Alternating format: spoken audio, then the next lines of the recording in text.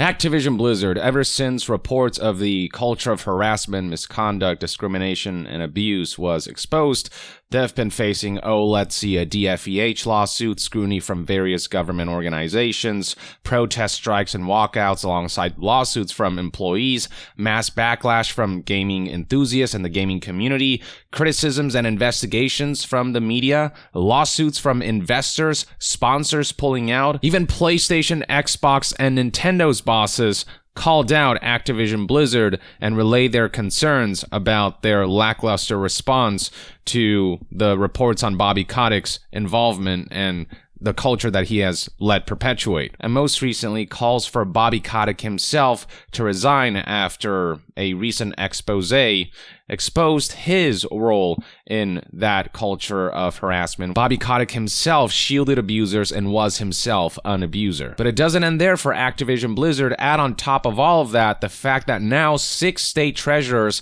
have pressured Activision Blizzard over misconduct allegations, as reported here by Axios and editor Stephen Totillo. And the 6 states whose treasurers have called out Activision Blizzard are California, Massachusetts, Illinois, Oregon, Delaware, and Nevada. They were unified in their castigation against Activision Blizzard in a letter sent on November 23rd, 2021, where the treasurers asked Activision Blizzard's board of directors for a meeting to discuss your response to the challenges and investment risk exposures that face Activision. It sure as hell gives off vibes of, hey, how about you come to the principal's office?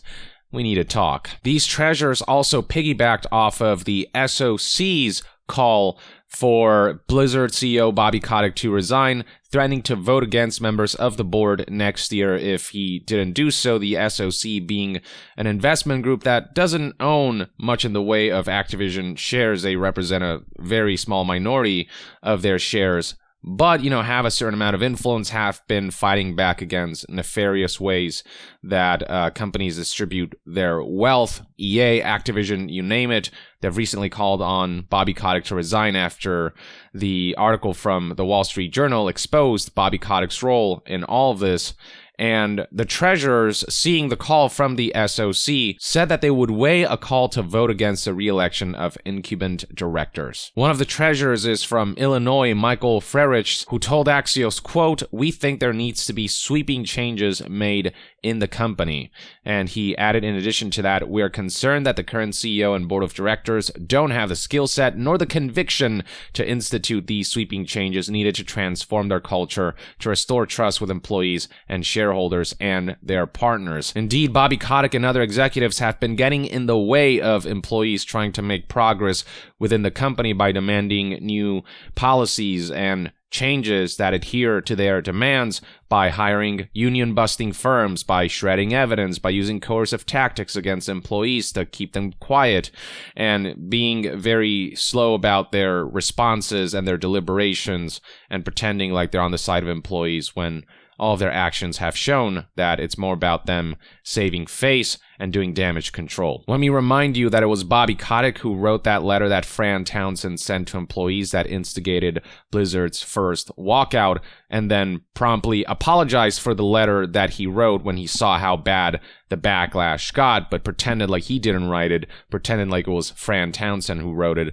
And Fran Townsend is also a piece of crap, but Bobby Kotick really is something. So yeah, this is a CEO who has failed his employees for 3 decades, and he certainly does not have the conviction to institute the necessary changes and to ensure that employees actually feel safe. Another treasurer who spoke out is from Massachusetts, Deborah Goldberg, who said this particular case have been waiting for the board to step in and do an investigation, a true investigation, an outside investigator, which is one of the things that employees have been demanding, that a third-party entity without direct involvement or conflict of interest with Activision Blizzard conducting an investigation, instead of freaking WilmerHale, who is not only a union-busting firm, but has a personal history with Activision Blizzard executives and will clearly favor the executives over the employees. And I mean, what was it, 2 weeks ago that they said they stand by the CEO, referring to the board of directors? Yeah, those ass kissers continue to kiss his ass because at the end of the day, Bobby Kotick made them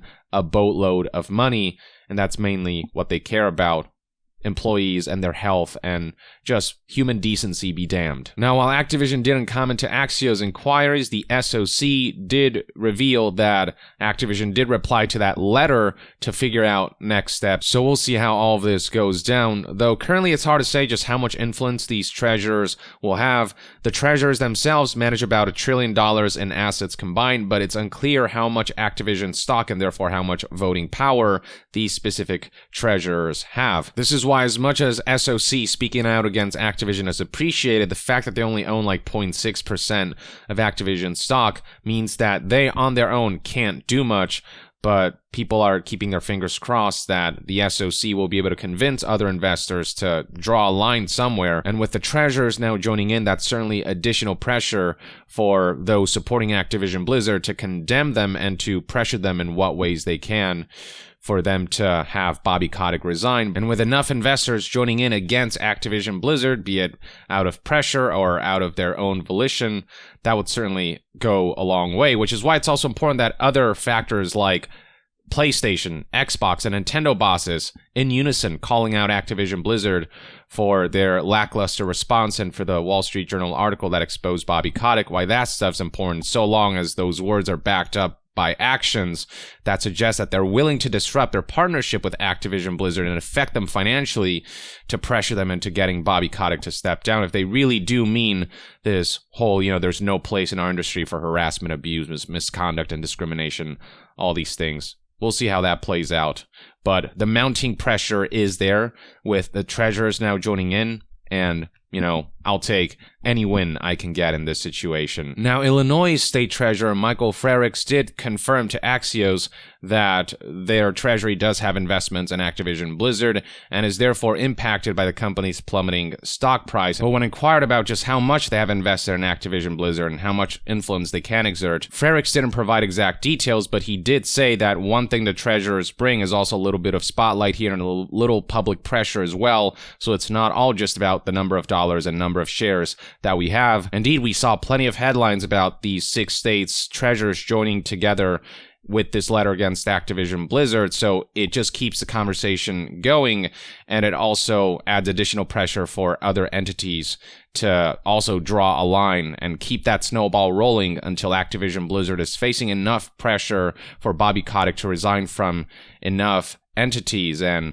enough relevant groups that they'll have no choice, that Bobby Kotick will be more of a liability than an asset. So that's where we want to get. Now, Axios notes here how rare it is for treasurers to specifically go after a gaming company. They've gone after other companies like this, but gaming companies, with everything going on right now with all the headlines that have been appearing, have kind of had a spotlight shined on them. Now, this type of thing happening against a gaming company may be new, but this type of action against companies isn't. There's plenty of precedent already, like how a year ago, New York State announced plans to divest its $226 billion pension fund from fossil fuel companies. And that's the thing about these treasurers, they speak the only language that these scumbag corporate executives know how to speak: money. The second you affect the money, that's when they are forced to take action. And so by using their own vast pool of money as both an incentive and a deterrent, they are potentially able to affect how companies conduct themselves, which is the point of what New York State did here. And same with when last month, Massachusetts Goldberg said her state would use its investments to pressure companies to enact better climate policies. And now Activision Blizzard is being pressured in a similar way. Do you want investments and pension funds and whatnot from the government? Then you will have to start changing the way you do things. And the treasurers want to meet with Activision Blizzard by December 20th. And here's one last quote worth noting from Frerichs, who said, "We're long-term investors and we want to see these risks that cause that penalty addressed," referring to the EEOC penalty. That penalty was a measly $18 million, which is pennies for a major multi-billion-dollar corporation like Activision Blizzard. But he said that he wants to see those risks that cause the penalty addressed, they don't happen again. You can point to, hey, we paid the victims, we're making them whole, but if you're continuing a culture that creates new victims in the future, you are creating more risk for your company. Indeed. And not to mention that Bobby Kotick's been leader of Activision for 3 decades, hasn't done anything about the culture in all that time, and he himself perpetuated the culture by shielding abusers and by he himself being an abuser. So yeah, we'll see how that encounter goes. I really hope that these treasures put Activision Blizzard's feet to the fire and really pressure them into getting Bobby Kotick to resign. His tenure is over. There is no room for redemption or forgiveness with that guy. He is done in the eyes of many, especially when considering some of the more recent current events with how they've mistreated their employees by firing Raven Q&A testers after having promised them higher pay by dangling a carrot in front of them that turned out to be a trap that essentially killed their job. Austin O'Brien tweeted about this by stating, "I am gutted right now. My friends in QA at Raven," who is a division of Activision Blizzard, were promised for months that Activision was working towards a pay restructure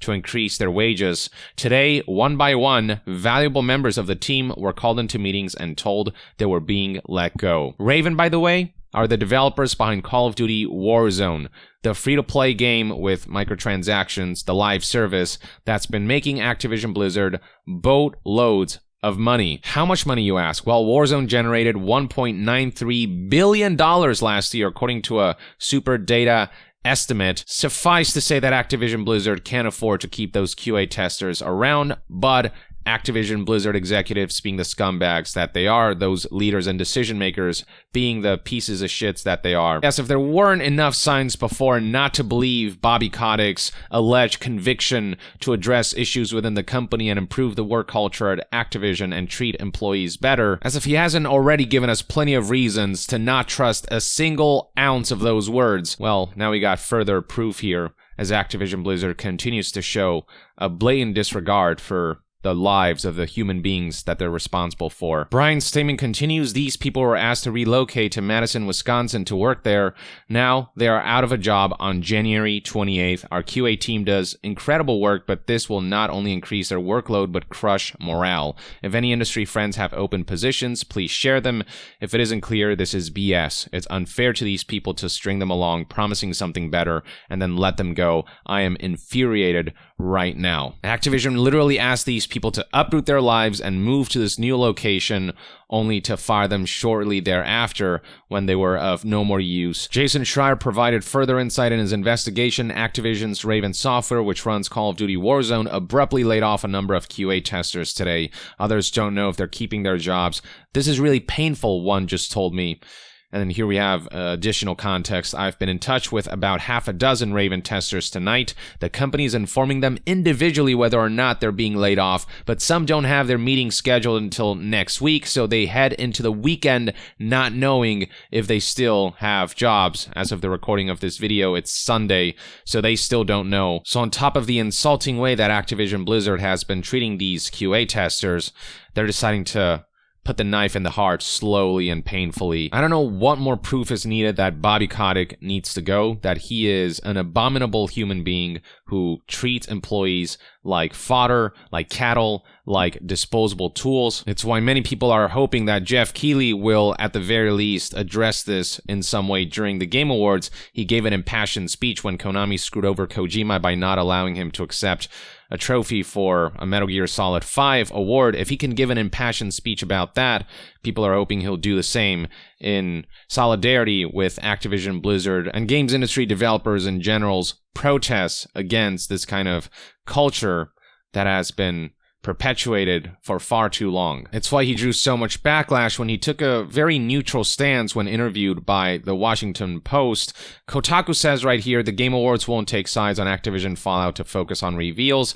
The words "I won't take sides" weren't specifically used, but if you look at the Washington Post article, when asked about the whole situation, he said he's thinking about how to navigate the event's involvement with Activision Blizzard, and a more direct quote can be found here. "We want to support employees and developers," and he did say that he does support people coming forward with their stories, but also didn't want to diminish developers' opportunities to spotlight their games. "We have to think very carefully about how to proceed here." In this specific interview, it was pretty apparent he was trying to stay on the fence, but staying on the fence is a form of taking a side in a situation where there's a very clear right side and a wrong side.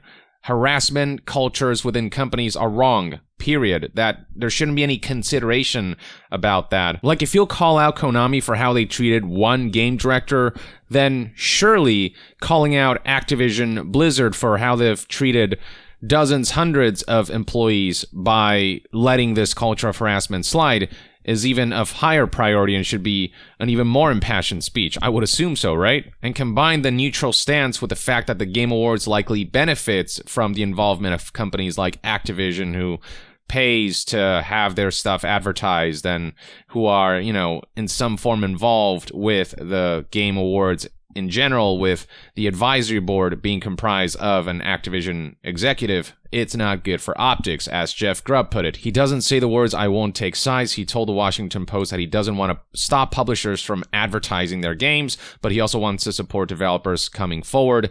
Conflict is that only one of those things benefits the Game Awards. And I'm not saying it's Jeff Keighley's responsibility to get an army together, march into the front gates of Activision, slap Bobby Kotick around, and get him to resign, but he represents a major platform in the gaming industry, the Game Awards. All eyes are going to be on this, and he does have some responsibility, if he has a strong stance against Activision, to at least say something in solidarity to keep the conversation going, to keep that snowball rolling, and to further encourage the games industry to change in a more positive direction. Now, after all that backlash, Jeff Keighley did promptly respond, and I think this is a good response, but I also do think he needs to say something at the Game Awards itself, and I hope he will. But for now, he said, beyond its nominations, I can confirm that Activision Blizzard will not be a part of this year's Game Awards. The Game Awards is a time of celebration for this industry, the biggest form of entertainment in the world. There is no place for abuse, harassment, or predatory practices in any company or any community. I also realize we have a big platform which can accelerate and inspire change. We're committed to that, but we all need to work together to build a better and more inclusive environment so everyone feels safe to build the world's best games. I hope when he says that he knows he has a big platform and that it can help accelerate and inspire change, I hope that his implication that he will call out Activision Blizzard, say the company's name, and say what you're doing is wrong. We'll see what happens, but this statement certainly isn't unwelcome, and I'm glad he got ahead of it. I just hope that he goes beyond this. And then he finished off with, all of us are accountable to this standard. Incredible games and the talented developers who build them are who we want to celebrate. See you on Thursday. Indeed, the Game Awards is about celebrating games, but when you have this shadow looming over, it's hard to see it as a celebration, which is why to celebrate developers and their games, you have to call out the people mistreating them for this to truly feel like a celebration. So we'll see what happens at the Game Awards and whether the Game Awards host will do the right thing, in my opinion. In the meantime, though, seeing Activision Blizzard executives face even more pressure on top of the mountain pile of scrutiny that they're facing from all sides does bring a smile to my face, and I hope this proves to be disruptive enough for Activision Blizzard that they'll feel even that much more pressured to finally say goodbye to scumbag Bobby Kotick. But we'll see what happens. Until then, let me know in the comments below what your thoughts and opinions are on the latest developments surrounding Activision Blizzard and them being scrutinized by these 6 treasures. Where do you think this is all ultimately headed? And what are your thoughts on the Game Awards stuff as well as the Raven Software situation? Share your thoughts in the comments below, and to be further updated on all things gaming news, reviews, and discussions, stay tuned right here on Young Yeah. I'll see you guys next time. Young out.